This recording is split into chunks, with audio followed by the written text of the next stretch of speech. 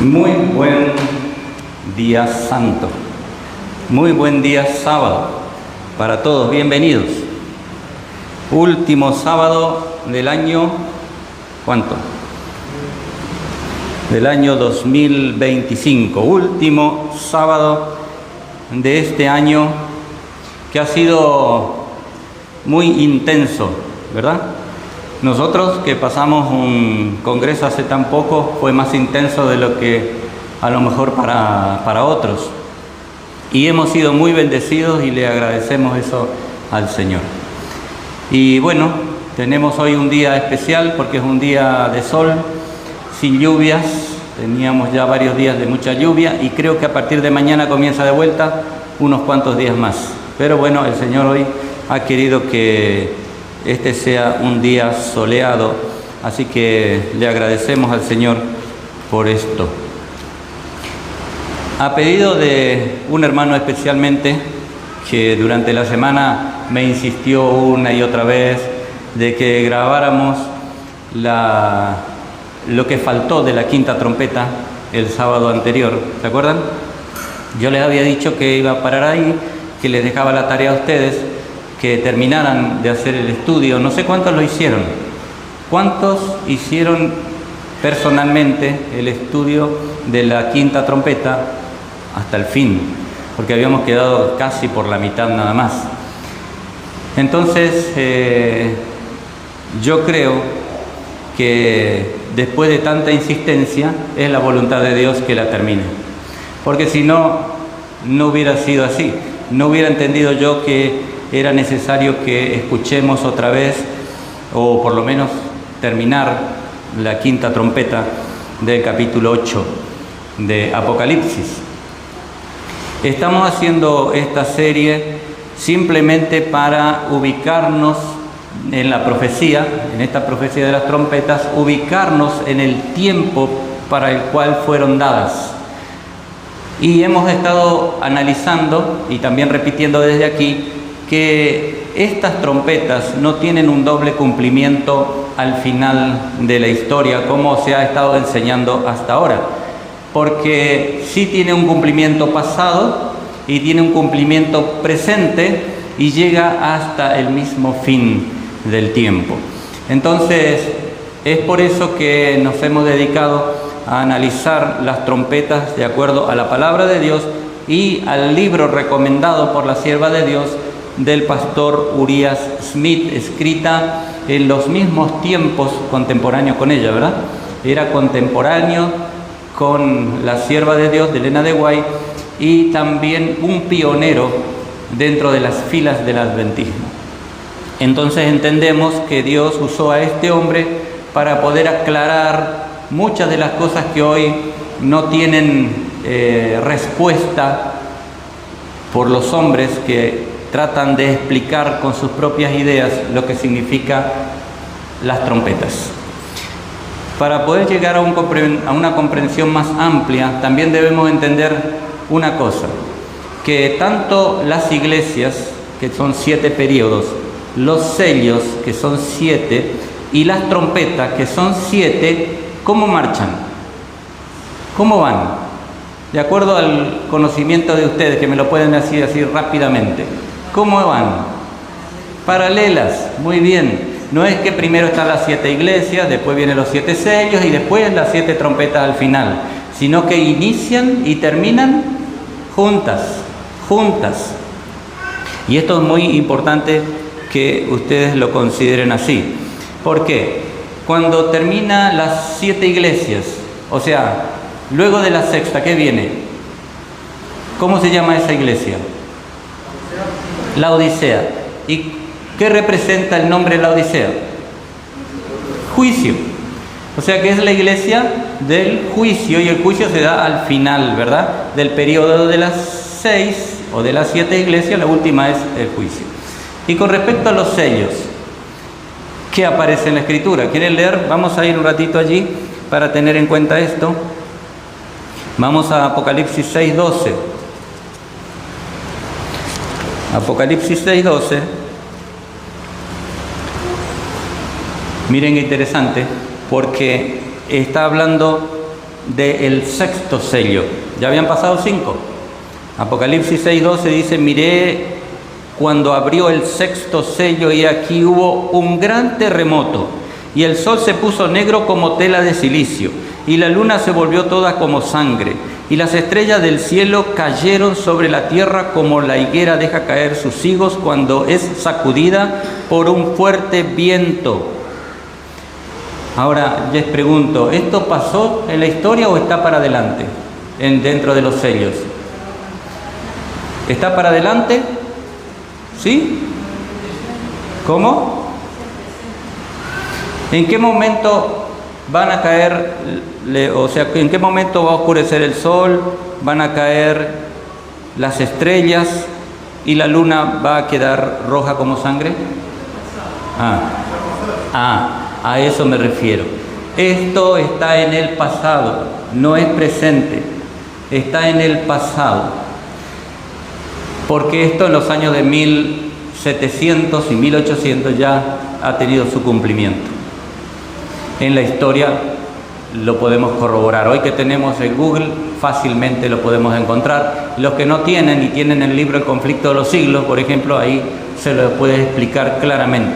Es cosa del pasado, pero no un pasado tan lejano, es un pasado bastante inmediato al nuestro. Y cuando hablamos de, este es el sexto sello, ¿verdad? Y luego podemos encontrar en el capítulo 8, el versículo 1, capítulo 8, versículo 1, siempre hablando de los sellos, dice: cuando abrió el séptimo sello, se hizo silencio en el cielo como por media hora. ¿Y esto qué es? ¿Qué tiempo es? Futuro. ¿Y qué representa? Muy bien, la venida de Cristo, ¿verdad? Ya sale del santuario y se dispone para venir a la tierra y se queda en silencio por media hora. Tanto el sexto como el séptimo, está hablando de otra vez un juicio. ¿Por qué? En la época en que cayeron las estrellas, se oscureció el sol y la luna quedó como sangre. ¿Qué juicio se marcó allí? Poquito más adelante que eso, pero muy poco más adelante. El juicio investigador, después de las 2300 tardes y mañanas, entonces, que está en Daniel 8, 13 y 14, comenzaría el juicio investigador. Por eso en los sellos, como las iglesias, finalizan con un juicio.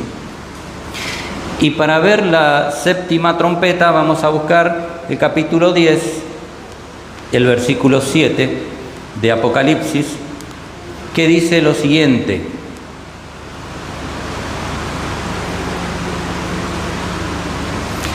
sino que en los días de la voz del séptimo ángel, en los días de la voz del séptimo ángel, subrayen esto, en los días de esa voz, cuando él comience a tocar la trompeta, el misterio de Dios se consumará como él lo anunció a sus siervos los profetas, ¿verdad? Está hablando que en esos días, cuando él comenzaba a sonar. ¿Cuándo fueron esos días? ¿Cuándo fue? El día en que comenzó a sonar la séptima trompeta. Porque después menciona el capítulo 11, versículo 15, que el ángel, el séptimo ángel, tocó la trompeta. ¿Cuándo fueron los días? ¿En qué época? 1844, justamente. Es paralelo a la iglesia, la última iglesia, paralelo al último sello y paralelo a la última trompeta. Y todas estas tienen que ver con juicio, porque también la trompeta representa al juicio investigador. Por eso tenemos que aplicar la profecía siempre ¿a qué? De la Biblia. No. Toda la profecía tiene que estar sujeta a algo. Al santuario. Al santuario. Todo esto que estamos viendo está ¿en qué parte del lugar del santuario? ¿En el lugar? ¿En qué lugar? No escuché bien. qué parte del lugar está? Bueno, en una gran parte, ¿no? Porque hay otras que trascienden. Por ejemplo, esto que acabamos de leer, que en los días de la voz del séptimo ángel, cuando comenzara en el lugar santísimo, ¿verdad? Porque ya allí que comenzó el juicio investigador y donde Jesús pasaba del lugar santo al lugar santísimo, al segundo departamento del santuario. Y el versículo 15 del capítulo 11 dice: el séptimo ángel tocó la trompeta y hubo grandes voces en el cielo que decían: los reinos del mundo han venido a ser de nuestro Señor y de su Cristo, y Él reinará por los siglos de los siglos. Y los 24 ancianos que estaban sentados delante de Dios en sus tronos se postraron sobre sus rostros y adoraron a Dios, diciendo: te damos gracias, Señor Dios Todopoderoso, el que eres, el que eras y el que has de venir, porque has tomado tu gran poder y has reinado. Y se airaron las naciones, y tu ira ha venido, y el tiempo de juzgar a los muertos. El que no comprende este tiempo lo aplica al juicio investigador. Pero este tiempo de juzgar a los muertos no es los muertos que murieron desde Adán hasta nuestros días. ¿Qué muertos son? Porque noten aquí que primero dice: se airaron las naciones, tu ira ha venido. ¿Vino la ira de Dios ya sobre la tierra? No. El tiempo de juzgar a los... se airaron las naciones, tu ira ha venido, y luego el tiempo de juzgar a los muertos. La sierva de Dios lo aclara diciendo que estas cosas son distintas y se suceden una tras de la otra, así en ese orden. Primero viene la ira de las naciones, luego viene la ira de Dios y luego el tiempo de juzgar a los muertos. ¿Quiénes son esos muertos? Los impíos, los muertos que han de ser juzgados en el milenio, y que ustedes y yo, si es la misericordia de Dios así, estaremos presentes para este juicio, para juzgar a los impíos. O sea que solamente tenemos que ubicar las cosas que están en el pasado, en el santuario, en el lugar santo, y las cosas que están en el lugar santísimo del santuario celestial, para no equivocarnos. No podemos colocar las cosas que sucedieron ya en el pasado y aplicarlas a lo que está por delante en el lugar santísimo del santuario. Y aun cuando salga Cristo del santuario, aquí acabo de leer cosas que van a suceder, como por ejemplo que la ira de Dios y el tiempo de juzgar a los muertos. Bueno, esto es solamente como para que tengamos una idea, una simple introducción acerca de lo que es la profecía de las trompetas. Aquí yo he preparado una nota que quiero leerles también luego. Esto es con respecto a el elemento que se introduce en la quinta trompeta. ¿Ustedes recuerdan más o menos de qué se trataba la quinta trompeta? Yo sé que la mente es muy difícil hoy día, tenemos muy poca memoria, porque el mismo Señor nos dijo: acuérdate del día sábado para santificarlo. Si no nos hubiera dicho esto, a lo mejor ya nos hubiéramos olvidado del sábado, pero la repetición de la palabra constante es que no nos olvidemos, porque la mente es tan frágil que nos olvidamos rápidamente. Y si yo les preguntara de qué hablaba la quinta trompeta el sábado pasado, ¿de qué se trataba? Yo estoy seguro que la mayoría no podría explicarla, pero por ahí tienen alguna idea. ¿Y cómo hace la mente para retener? Es que cuando se le carga la información una y otra vez, hasta que se cansa de escuchar lo mismo, y al final puede llegar a decir: eso yo ya lo escuché. Pero si ustedes la escuchan una vez, seguramente en la segunda no han captado casi nada. La tercera un poquito más, y después ya un poco mejor, hasta que finalmente puede quedar en la mente. Pero el problema de estar siempre escuchando sin investigar por ustedes mismos, y se ponen a leer, y con oración le piden al Señor la sabiduría celestial, entonces es más fácil, es más rápido. Si ustedes le ponen atención a eso e interés, van a aprender más rápido. Pero, claro, igual el Señor va a través de la obra del Espíritu Santo, aquellos más remolones, aquellos que son sinceros, que necesitan cambiar cosas y que entender cosas. Dios es misericordioso y le repite una y otra vez, hasta que finalmente pueden llegar al conocimiento de la verdad. Pero no es el plan de Dios, sino que el plan de Dios es que cada uno, como los bereanos, se dediquen a estudiar por sí mismos y entonces no sean engañados, porque muchos engañadores han salido por el mundo y a muchos engañarán. No sea el caso nuestro, hermanos, que el Señor nos agarre despiertos, velando y orando para no entrar en la tentación. ¿Se acuerdan ustedes? Vamos a leer capítulo 9, versículo 1, acerca de la quinta trompeta. El Señor le había dedicado 12 versículos a esto. A las otras 2 versículos, casi la mayoría, un versículo a una, y después la otra 5, pero esta es la que le dedicó mayor tiempo, a la quinta trompeta. Dice: el quinto ángel tocó la trompeta y vi una estrella que cayó del cielo a la tierra, y se le dio la llave del pozo del abismo. Este no es un ser humano, de paso ya se los voy a ir diciendo para que les pueda quedar claro en su mente después que desarrollemos el tema. Este no es un hombre, este es un instrumento, pero en realidad es una institución que permanece hasta hoy, aunque no como en el tiempo en que se le dio este poder. Pero ya lo vamos a descubrir. A este se le dio el pozo, la llave del pozo del abismo, y abrió el pozo del abismo y subió humo del pozo como de un gran horno, y se oscureció el sol y el aire por el humo del pozo, y del humo salieron langostas sobre la tierra, y se les dio poder como tienen poder los escorpiones de la tierra.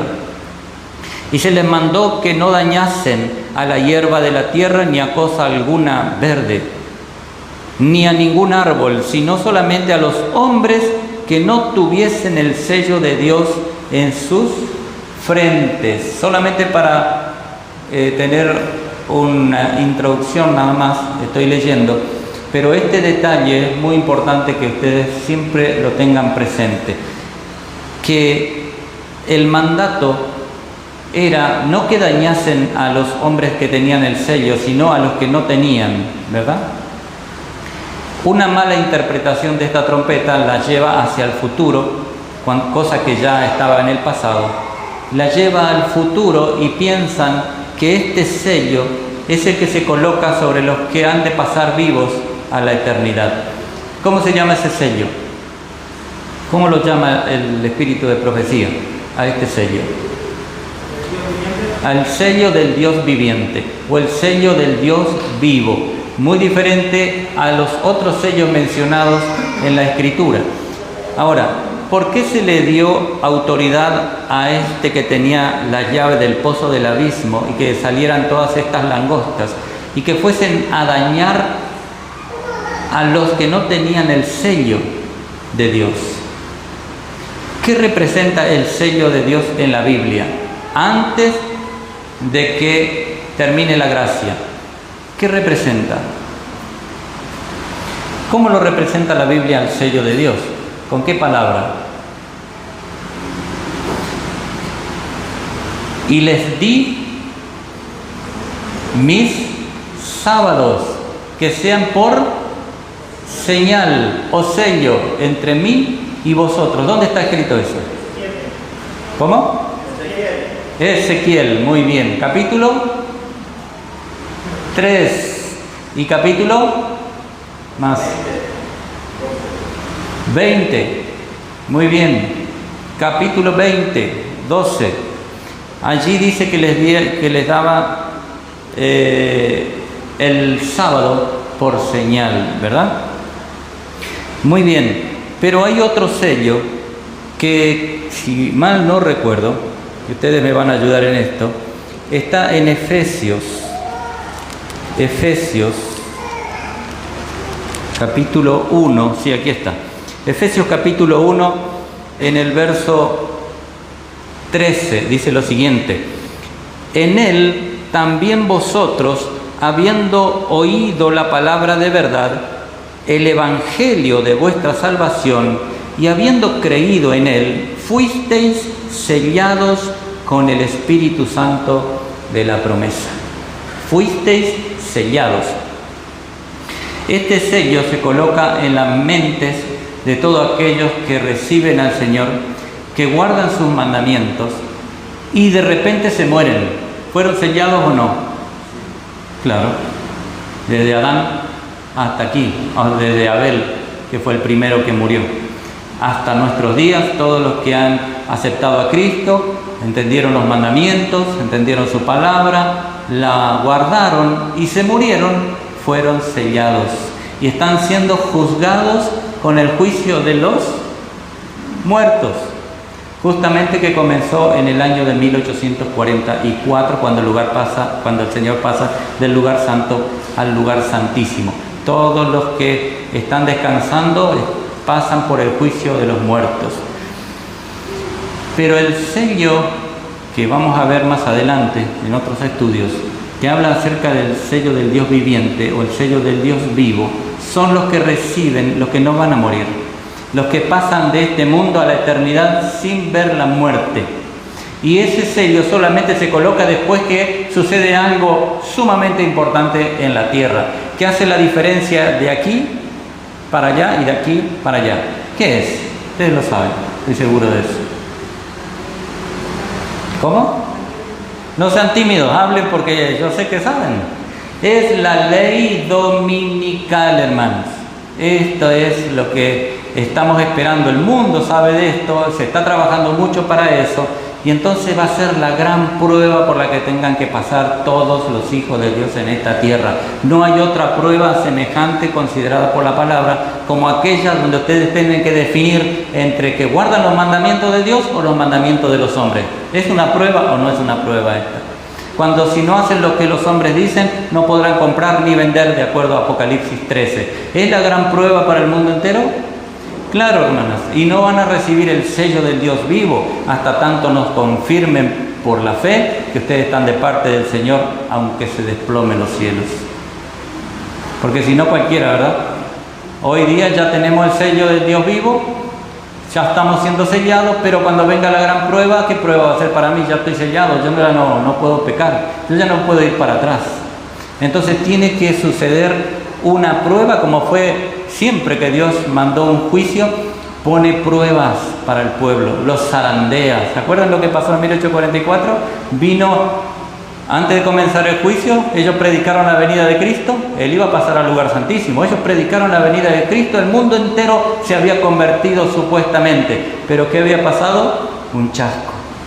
Ellos dieron la fecha en 1843, pero el Señor, ¿qué hizo con ese chasco? ¿Por qué ocultó la profecía? ¿Por qué le puso una mano para que no entendiesen? Para probar al pueblo. Porque si no, todo el mundo estaba convertido y era una mentira. No estaban convertidos. Simplemente se habían convencido del mensaje, pero en realidad estaba dividido el corazón. Y Dios dijo, yo los voy a probar. Y luego les dio otra fecha, después que vino el chasco y quedaron unos poquitos, y les dio la fecha de 1844, 22 de octubre. Y solo esos pocos que entendieron salieron otra vez a proclamar la verdad, como dice Apocalipsis 10, tienes que profetizar otra vez. El Señor necesita probar, y en este tiempo va a ser lo mismo. ¿Cómo si no vamos a saber quién está de parte de Él si no viene una prueba como la que está profetizada para adelante? Solamente esa va a definir, y de paso va a ser un pequeño remanente. Así está escrito, ¿verdad? Un pequeño remanente de los hijos de Dios pasará esa gran prueba, pero después el fuerte pregón llamará tantas almas como la arena del mar. Muy bien, seguimos un poquito más leyendo lo de la quinta trompeta. Y les fue dado, versículo 5, les fue dado no que los matasen, sino que los atormentasen 5 meses. Y su tormento era como tormento de escorpión cuando hiere al hombre. Esos 5 meses en la profecía, ¿cuánto tiempo eran? ¿Cuánto eran? son 150 años, porque 3 por 5 es 15. 30 días del mes por 5 meses son 150 días y proféticamente son 150 años. Durante 150 años tenían que hacer esta tarea, atormentar. ¿Alguien puede vivir literalmente 150 años en la tierra? No, entonces es simbólico, ¿verdad? ¿Y cómo puede una persona, aun cuando sea simbólico y era en el pasado, poder ser atormentado durante 150 días literales? Eso no era así, entonces es un símbolo. ¿Qué significa? ¿Qué significa este tormento? ¿Qué significa que la gente, que lo voy a leer ahora, buscaba la muerte y no la hallaba? ¿Qué significa? Entonces, ¿qué tipo de tortura era? ¿Qué tipo de persecución era? Como para que pudiesen buscar la muerte y no hallarla. No se trata de la muerte física, se trata de otra muerte, que la vamos a descubrir. Y durante 150 años este poder tenía que, de paso, ¿qué estamos estudiando nosotros? La caída del Imperio Romano. La caída del Imperio Romano, que fue devastándose de a poco, porque tuvo varios hombres que Dios escogió para destruir este imperio, ¿verdad? Ya lo nombramos tantas veces, empezando por Alarico, Genserico y así, hasta que llegamos a Corroes, que es el último que se prepara para atacar el Imperio Romano y lo está desgastando.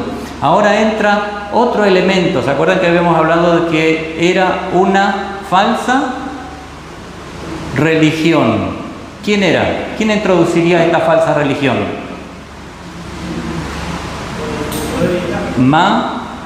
Mahoma. Introducía el Islam, porque según él, Alá le había dado toda la luz, y él escribió, tiene una Biblia inclusive, que si alguna vez tienen acceso a eso se van a dar cuenta a qué me refiero cuando me refiero de que él es una falsa religión, porque ni parecida a la Escritura, aunque usa elementos de la Biblia, usa los nombres como Jesús, como Pedro, como el apóstol Pablo. De ellos hablan solamente que fueron hombres. De Cristo también dice que fue un profeta, pero no era Dios. Y de paso que fue terrible el azote que recibió la otra falsa religión, porque entraron dos juntas. ¿Quién era la otra? ¿Quién era la otra falsa religión que había entrado? El papado vendría a ser, ¿verdad? ¿El papado en qué año? ¿Cómo? En el 538. Ahí comenzó, ¿qué cosa? La profecía más larga de la Biblia. ¿Cuándo termina?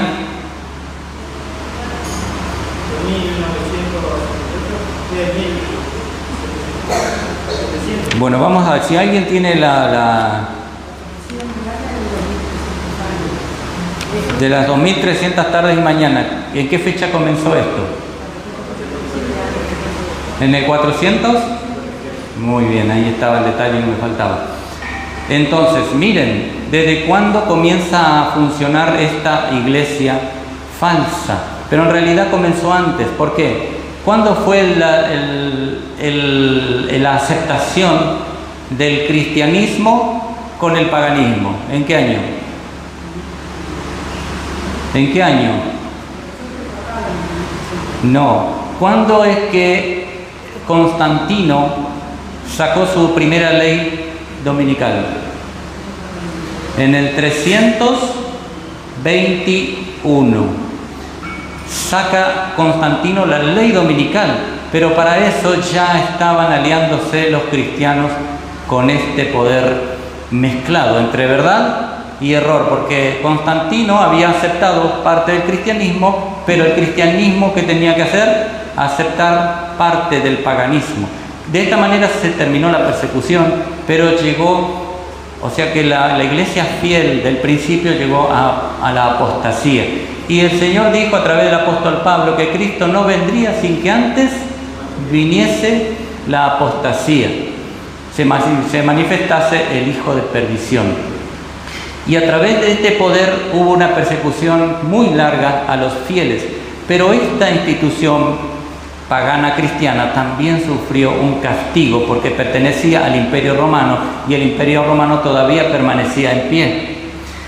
Y ahora yo le voy a leer algunas de las cosas que dice acá el pastor Smith sobre los historiadores que eran contemporáneos con los que estaban viviendo esta persecución, podríamos decir así, permitida por Dios para desgastar aún más al Imperio Romano, aunque no lo terminaron completamente. Pero bueno, 5 meses tenían que ser torturados o castigados, pero no iban a ser muertos. Y su tormento era como tormento de escorpión cuando hiere al hombre. Y en aquellos días los hombres buscarán la muerte, pero no la hallarán, y ansiarán morir, pero la muerte huirá de ellos. El aspecto de las langostas era semejante a caballos preparados para la guerra. En las cabezas tenían como coronas de oro. Sus caras eran como caras humanas. Tenía cabello como cabello de mujer. Sus dientes eran como de leones. Tenían coraza como coraza de hierro. El ruido de sus alas era como el estruendo de muchos carros de caballos corriendo a la batalla. Tenían colas como de escorpiones y también aguijones, y en sus colas tenían poder para dañar a los hombres durante 5 meses. Y tienen por rey sobre ellos al ángel del abismo, cuyo nombre en hebreo es Abadón y en griego Apolión. El primer ay pasó. He aquí aún 2 ayes después de esto. Esta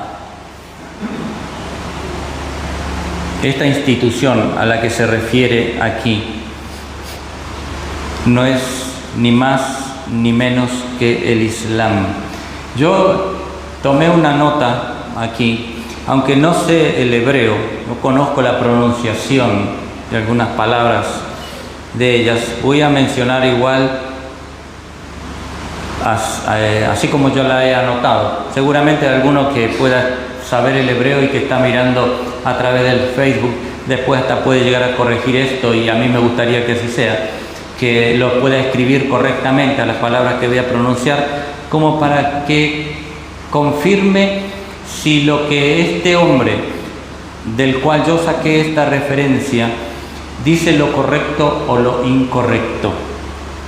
Este hombre presenta la diferencia entre el cristianismo, el islam y el judaísmo, los 3 grandes movimientos de la historia de la fe. Entre el cristianismo, el islam, que también dice ser religiosos, y el judaísmo, que es lo mismo. El islam, según el profeta Mahoma, fue establecido por Alá para toda la humanidad. Escuchen bien lo que dice el Islam, que lo sacan, ¿de dónde sacan ellos? El escrito, ¿cómo se llama? El Corán, que viene a ser su Biblia. Según según Mahoma, en el Corán, Alá dejó escrito todo esto que les voy a leer ahora, no todo, simplemente un pequeño resumen, pero ahí está escrito para quién fue la religión de Alá. Dice para toda la humanidad, no importa de dónde seas ni quién seas, tienes que ser musulmán. Todo el mundo tiene que ser musulmán de acuerdo a el libro de Mahoma. Nadie va a ser salvo, nadie, si no llega a ser musulmán. Tiene que confesar la profesión de fe en árabe si quiere ser, ¿no es cierto? Si es de cualquier parte del mundo, tiene que aprender árabe y tiene que confesar su profesión de fe en árabe. No lo puede hacer en su idioma, lo tiene que hacer en el idioma de ellos, en árabe. Cuando se acerca a una mezquita, y tiene que recitar el Corán, lo tiene que hacer en árabe, no como nosotros lo leemos en castellano, como hoy se puede leer. Tiene que rezar en árabe también.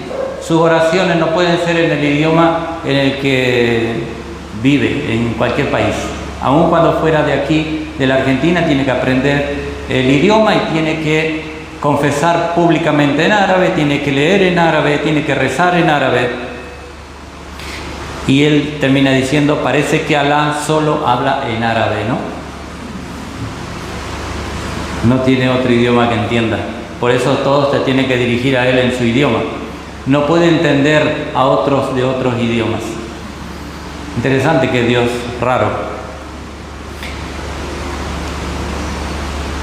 Parece que Mahoma creó un Dios en base a su tribu árabe, porque no puede haber entendido a Dios de otra manera, sino que solamente es lo que él ha creído.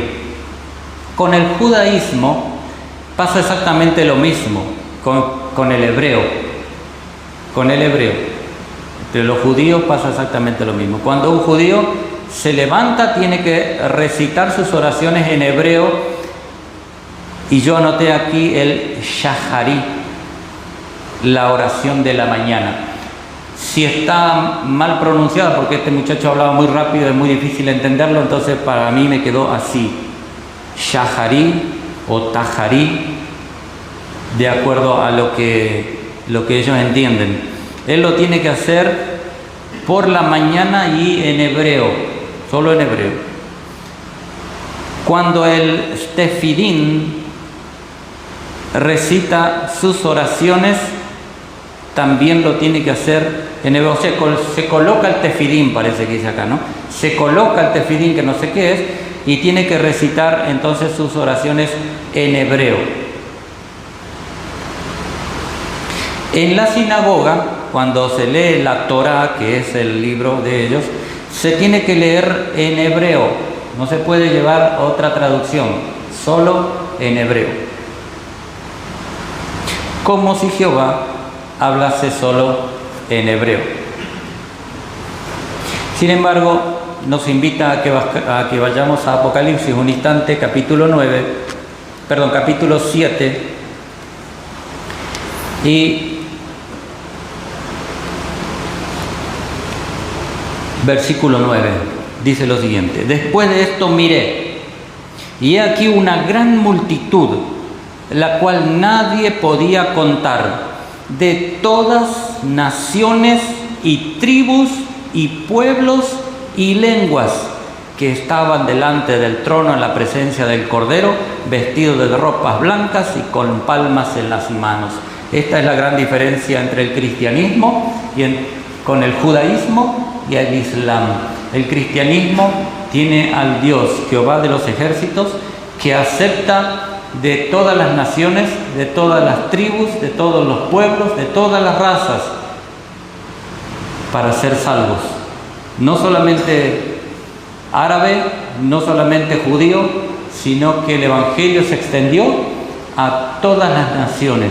Por eso el Señor Jesús dijo, cuando mandó bautizar a todas las naciones, no a algunos grupos selectos solamente, o especialmente de una nación, sino que aunque el privilegio lo tuvieron en algún momento los judíos, el Señor les ha quitado este privilegio porque rechazaron a Cristo, al Salvador de la humanidad, y entonces extendió su evangelio a los gentiles, o sea, a nosotros, en otras palabras, a todos aquellos que no somos judíos, somos gentiles, y el Señor nos confió su palabra.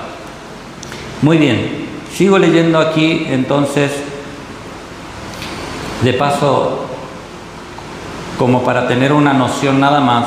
El Islam y el catolicismo entran luego del año 321. Antes era Roma, un poder imperial. Sin embargo, después, cuando hacen la alianza con el paganismo, se vuelve Bueno, siempre Dios tuvo hijos sinceros. Aun cuando estaba Roma imperial, Dios tenía hijos sinceros. Ahí estaban los discípulos, y ahí después de los discípulos los que quedaban, todos eran fieles, seguían siendo. Al punto que cuando llega esta profecía de la quinta, aún todavía, a pesar de los 1260 años de persecución, Dios siempre mantuvo a hombres y mujeres fieles, que guardaban los mandamientos. Y por eso cuando leíamos ahí que no le hagan daño a aquellos que tienen el sello de Dios, que representa el sábado y los mandamientos, por supuesto, ¿verdad? Siempre han guardado el sábado y a eso no lo podía tocar, pero sí había una clase especial a la que se les dirigió, que tenían que matar. Y ahora vamos a ver a quiénes eran estos. Bueno, me preocupa el tiempo, porque a mí siempre se me hace muy corto para poder explicarles todo lo que está aquí, pero por lo menos con esto yo creo que vamos a terminar lo de la quinta trompeta haciendo una introducción muy así por arriba, siempre invitándolos a que ustedes mismos estudien por ustedes mismos. Dice la página 146 del libro Uriah Smith, hablando de que del humo salieron langostas sobre la tierra y fueles dada potestad como tienen potestad los escorpiones de la tierra. Dice él, se estableció una falsa religión que, aunque fue el azote de las transgresiones y la idolatría, llenó el mundo de tinieblas y seducción. No solamente sirvió para destruir esa parte del imperio, sino que después fue afectado el mundo entero por esta falsa religión. Y enjambres de sarracenos como langostas se extendieron por la tierra y rápidamente difundieron sus estragos por el imperio romano del este hasta el oeste. El granizo, escuchen esto, el granizo descendió de las heladas orillas del Báltico. ¿Se acuerdan cuál es esta trompeta? ¿Cuál? Ay, no escucho. No. Escuchen. El granizo descendió de las heladas orillas del Báltico. La primera, muy bien. Esta es la primera trompeta. La montaña ardiente cayó sobre el mar de África. ¿Esta cuál era? La segunda. ¿Se acuerdan que habían venido de las tierras heladas aquellos que atacaron el imperio oriental? Y bueno, hicieron tremendo estrago, lo que significó todo lo que ya vimos, no lo vamos a repetir otra vez. Y luego ahora aparece África, ya no era el frío, sino la guerra en el mar. ¿Se acuerdan de esto? De todo el preparativo que se había hecho, y ahí porque ahora la estrella caía sobre el mar. Bueno, miren lo que dice acá. El granizo descendió de las heladas orillas del Báltico, la montaña ardiente cayó sobre el mar de África, y las langostas, símbolo adecuado de los árabes, salieron de Arabia, su tierra natal. Está hablando aquí de un lugar desconocido para ese entonces, como que no había nada, era desértico. Sin embargo, ahí estaban escondidas, en el abismo. El abismo significa esto, un lugar donde no hay nada. Un lugar también se lo identifica como un pozo, y allí estaban estos esperando la autoridad de Dios para que se les abra la puerta y para que salgan, y salieron e inundaron la tierra. Estos eran los árabes, estos eran los sarracenos en ese momento. Vinieron como seres destructores y, propagando una doctrina nueva, incitaron a la rapiña y la violencia por motivos religiosos y de interés. La religión obtenida a la fuerza, por la violencia y por el interés. Estos eran los sarracenos. Puede darse una ilustración más específica del poder de escorpiones que habían recibido. No solo era su ataque veloz y vigoroso, así atacaban ellos, veloz y vigoroso, sino que la delicada sensibilidad del honor, que pesa el insulto más bien que el daño, derrama su mortífero veneno sobre las disputas de los árabes. Una acción indecente, escuchen cómo son los árabes, una acción indecente, una palabra despectiva, pueden expiarse tan solo por la sangre del ofensor. Ofendan a un árabe, díganle alguna cosa que no les gusta y solamente van a pagar con su vida. Ese es el carácter de esta gente, de los árabes. Y son tan inveterados. ¿Saben qué significa la palabra inveterados? Arraigados, son tan arraigados en su paciencia que aguardan meses enteros y aún años la oportunidad de vengarse. Y aunque algunos por allá hablan acerca de conspiración, de una mentira, de un arreglo, cuando los países cristianos atacan a los países árabes se vengan, hermanos. Y no importa el tiempo que dejan pasar. Cuando los países cristianos creen que ya terminó todo, eso recién empieza. Y así viene el azote después. Porque ellos no olvidan, porque ellos no perdonan, porque ellos es ojo por ojo y diente por diente. Así son. Y está el mundo inundado en este momento de este tipo de personas religiosas, supuestamente, pero es una falsa religión. Y el mundo hoy, en la actualidad, está asustado por la invasión árabe que hay en todo el mundo, especialmente los españoles. Están sufriendo una invasión tremenda de este tipo de personas y tienen miedo. Terminarán todos islámicos, dicen. Los españoles vamos a terminar siendo islámicos. Dice el versículo 4 del capítulo que estamos leyendo: y les fue mandado que no hiciesen daño a la hierba de la tierra, ni a ninguna cosa verde, ni a ningún árbol, sino solamente a los hombres que no tienen la señal de Dios en sus frentes. Esa misma señal es la de Efesios 1:13 y la de Ezequiel 20:12, 23 y 20:12, ¿verdad? ¿Lo leyeron? 20:12 y 20:20, ahí está, muy bien. Entonces, esta es la misma señal. Pero noten lo siguiente: después de la muerte de Mahoma, le sucedió en el comando Abu Bekr en el 632, y tan pronto como hubo establecido su autoridad y gobierno, reunió las tribus árabes para lanzarlas a la conquista. Una vez congregado su ejército, dio a sus jefes instrucciones acerca de los métodos de conquista. Y sepan que este Abu Bekr no era cristiano. Este Abu Bekr no tenía la Biblia, no tenía el Apocalipsis, no conocía nada del cristianismo. Era de una tribu pagana completamente. Pero noten lo que hizo este hombre, porque la orden había sido dada por el cielo en el Apocalipsis, en el capítulo 8, en el versículo 4, que dice: y se les mandó que no hiciesen daño a la hierba de la tierra, ni a ninguna cosa verde, ni a ningún árbol, sino solamente a los hombres que no tienen la señal de Dios en sus manos. Y este hombre, ahora van a ver, porque se los voy a leer, cumplió exactamente esta profecía, o este mandato. Exactamente, como si Dios mismo le hubiese hablado a él, y él le transmitió a los árabes, a las tribus que había juntado, como para atacar al Imperio Romano. Miren lo que dice el historiador: cuando peleéis, esto lo decía Abu Bekr, cuando peleéis la batalla del Señor, porque ellos supuestamente son religiosos, ¿no? Pero en realidad hizo su propia Biblia este hombre.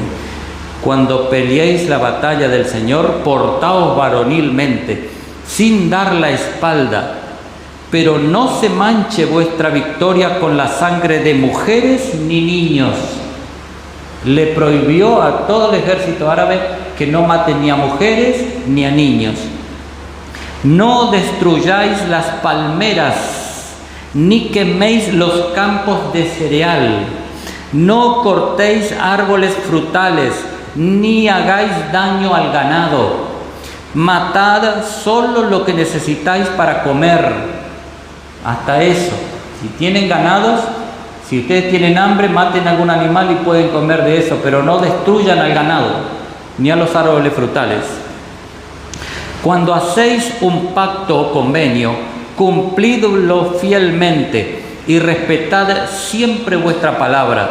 En vuestras correrías encontraréis a algunas personas religiosas que viven recluidas en monasterios y se proponen servir así a Dios.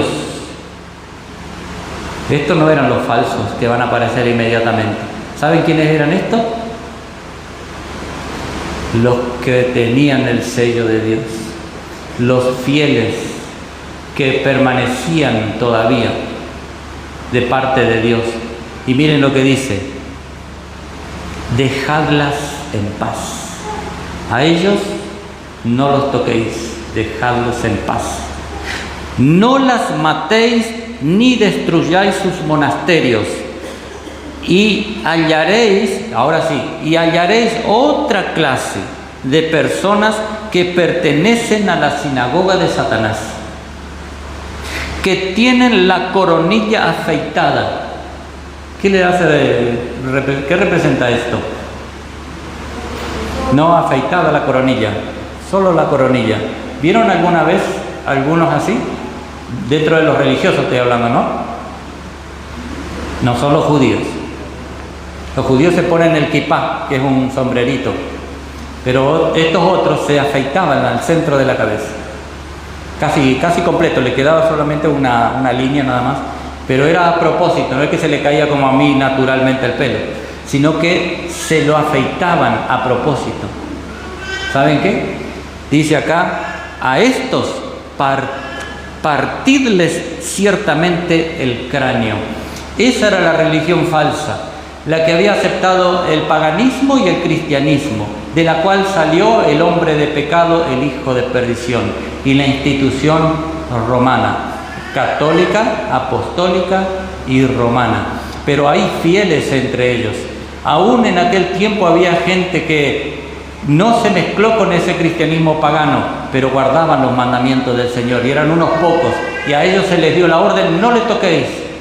Pero a estos otros, que son los líderes, partirles el cráneo y no les deis cuartel hasta que se hagan mahometanos o paguen tributo.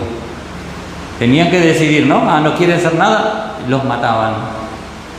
Tan terribles son los sarracenos o los árabes que el Señor utilizó para castigar al poder romano, que bueno, por eso pedían finalmente la muerte y no la podían hallar. 150 años de persecución, de idas y venidas, de ataques y retrocesos, de ataques hasta que los iban debilitando constantemente. Ya no querían saber más nada, aparecían como langostas, les robaban todo, los mataban y se iban y venían de vuelta, pero nunca llegaron a destruir completamente Constantinopla, al punto que cayó el poder otomano. ¿En qué año?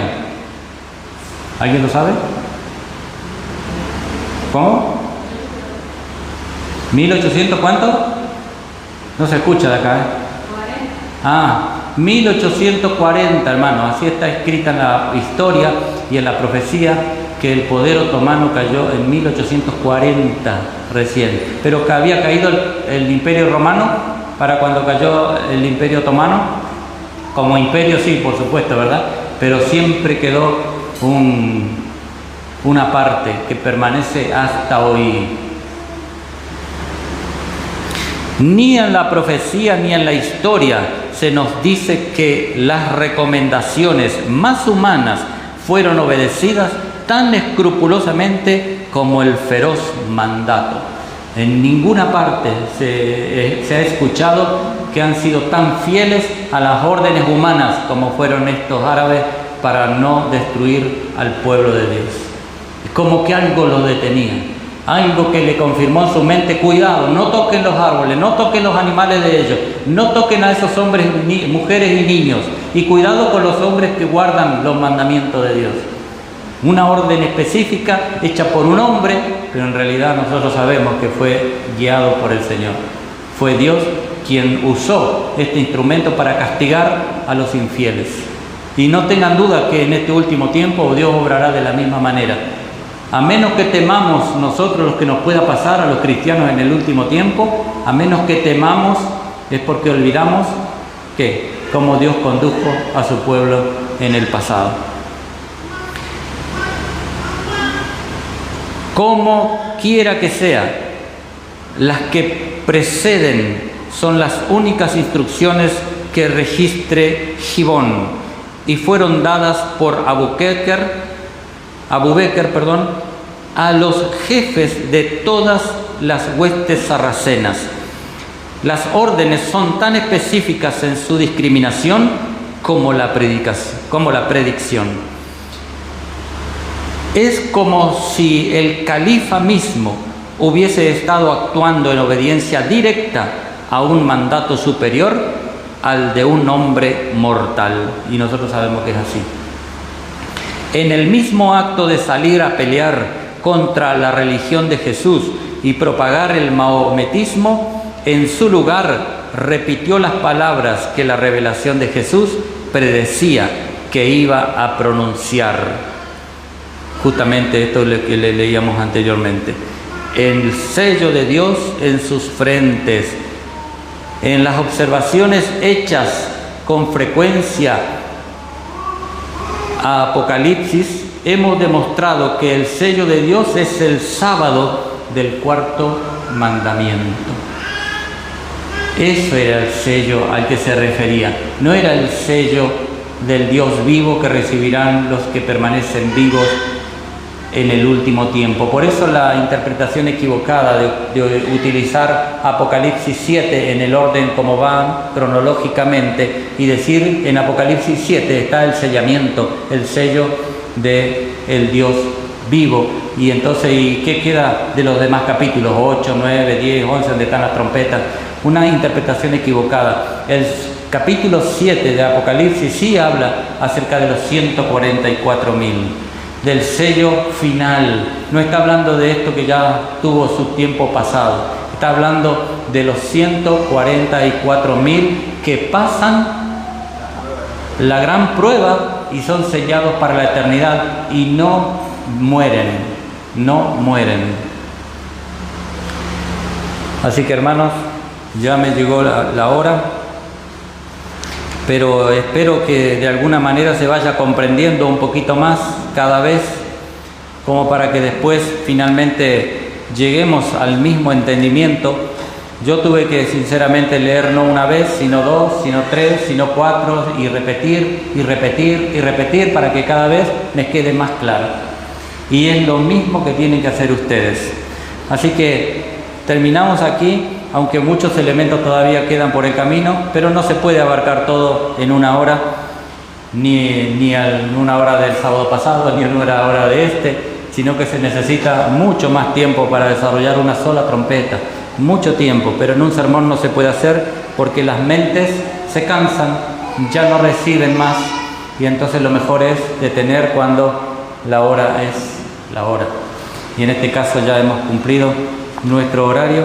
Así que solo le pido al Señor que les llene de su gracia, que les dé sabiduría de lo alto. Para aquellas personas que nos escuchan quizás por primera vez o nos vienen escuchando ya, el hecho de que nosotros mencionemos aquí a lo que la profecía menciona, la estamos repitiendo nada más, pero que hay religiones falsas, siempre las hubo y las habrá.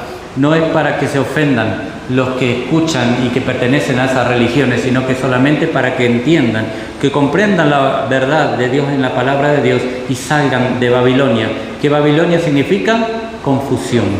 Tienen que salir del estado de confusión, tienen que conocer la Biblia por ustedes mismos y tienen que andar en la luz que Dios les va confiando, porque cuando venga el Señor Jesús, ningún sacerdote, ningún pastor, ningún cura, ningún papa va a poder interceder por ustedes. Es su relación con el Señor y el conocimiento que obtengan de la palabra de Dios y el amor que logren por Él, que les va a dar la vida eterna. El Señor les bendiga, los llene de su gracia y su misericordia. Y Maranata.